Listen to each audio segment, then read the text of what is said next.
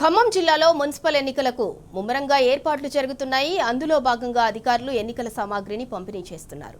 Election duty అధికారులు ఎన్నికల సామాగ్రితో సాయంత్రం 5 గంటల వరకు పోలింగ్ కేంద్రాలకు చేరుకోనున్నారు. ఖమ్మం జిల్లా వ్యాప్తంగా 5 మున్సిపాలిటీలలో 117 వార్డుల్లో 415 మంది అభ్యర్థులు తమ అదృష్టాన్ని పరీక్షించుకోనున్నారు. రేపు ఉదయం 7 గంటల నుంచి సాయంత్రం 5 గంటల వరకు పోలింగ్ నిర్వహించనున్నారు.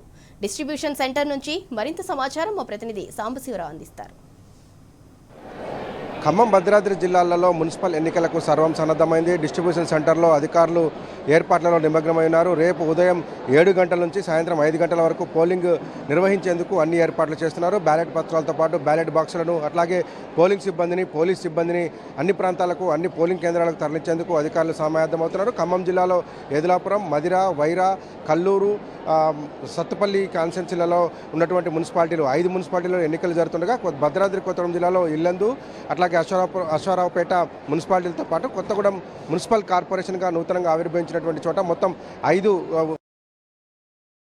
మున్సిపాలిటీలు ఒక కార్పొరేషన్లో ఎన్నికలు జరగబోతున్నాయి. ఉదయం 7 గంటలకల్లా పోలింగ్ కేంద్రాలు తెరుచుకొని ఆ పోలింగ్ ప్రక్రియను ప్రారంభిస్తాయి. సాయంత్రం 5 గంటల వరకు అందుబాటులో ఉన్నటువంటి అందరికీ కూడా ఓటు హక్కు కలిగించేలాగా అధికారులు సమాయత్తమవుతున్నారు. ప్రస్తుతం మనం ఏదులాపురం ఉన్నటువంటి మున్సిపాలిటీకి సంబంధించి పోలింగ్ సంబంధించిన డిస్ట్రిబ్యూషన్ సెంటర్లో ఉన్నాం. ఇక్కడ అధికారులు అన్ని ఏర్పాట్లను చేసి డిస్ట్రిబ్యూషన్ చేసేందుకు సమాయత్తమవుతున్నారు. ఖమ్మం జిల్లా వ్యాప్తంగా ఉన్నటువంటి 5 మున్సిపాలిటీలలో 107 వార్డులు ఉండగా దాదాపు 415 మంది అభ్యర్థులు తమ అదృష్టాన్ని పరీక్షించుకోబోతున్నారు. ఏదులాపురంలో 32 వార్డులకు గాను 109 మంది అభ్యర్థులు బరిలో ఉంటే సత్తుపల్లిలో 23 వార్డులకు గాను 84 మంది అభ్యర్థులు పోటీ చేస్తున్నారు. కల్లూరులో 20 వార్డులకు 72 మంది అభ్యర్థులు, వైరాలో 20 వార్డులకు 80 మంది, మదిరలో 22 వార్డులకు 70 మంది అభ్యర్థులు బరిలో ఉన్నారు. మొత్తంగా ఖమ్మం జిల్లా వ్యాప్తంగా ఉన్నటువంటి 117 వార్డులకు గాను 415 మంది అభ్యర్థులు తమ అదృష్టాన్ని పరీక్షించుకుంటున్నారు. అశ్వరావుపేటలో 22 వార్డులకు గాను 78 మంది అభ్యర్థులు, అట్లాగే ఇల్లందులో 24 వార్డులకు గాను 108 మంది అభ్యర్థులు,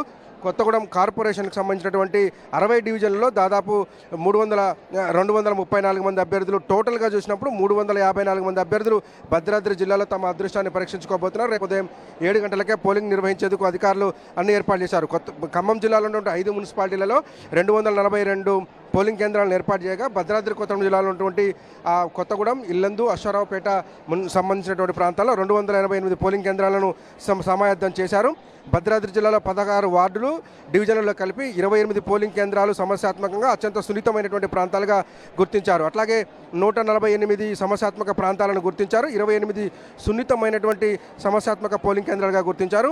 నక్సల్ ప్రభావిత ప్రాంతాలుగా 125 పోలింగ్ కేంద్రాలను గుర్తించారు. ఇందులో క్లిష్టమైనవి 15 కేంద్రాలుగా పోలీసులు పేర్కొని అక్కడ భద్రతను కట్టుదిట్టం చేశారు. కొత్తగూడెం కార్పొరేషన్లో అత్యధికంగా ఉన్నటువంటి నేపథ్యం ఉన్నది. సో అన్ని పార్టీలు ఎన్నికలను ప్రతిష్టాత్మకంగా తీసుకోవడంతో పరిస్థితి కాస్త నువ్వా నేనా అన్నట్టుగా కొనసాగుతున్నట్టు కనపడింది.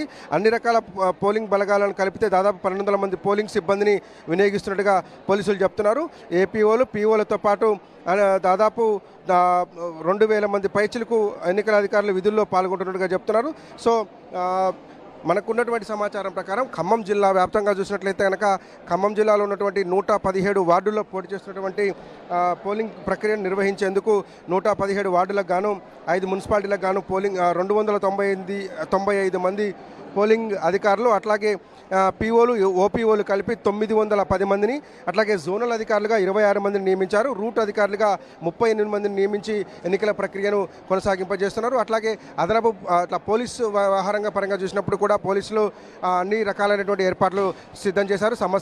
అత్యంత సమస్యాత్మక సున్నితమైనటువంటి ప్రాంతాలను గుర్తించి అక్కడ 3 అంచెల భద్రతా వ్యవస్థను ఏర్పాటు చేస్తున్నారు. వెబ్ కాస్టింగ్తో పాటు ర్యాపిడ్ యాక్షన్ ఫోర్స్ను కూడా అదనంగా రంగంలోకి దించారు. రేపు ఉదయం 7 గంటలకు మొదలవుతున్నటువంటి పోలింగ్ సాయంత్రం 5 గంటల వరకు ఎవరైతే పోలింగ్ కేంద్రాలకు వస్తారో వారందరికీ ఓటు హక్కు కలిగించేందుకు అధికారులు సమాయత్తమవుతున్నారు.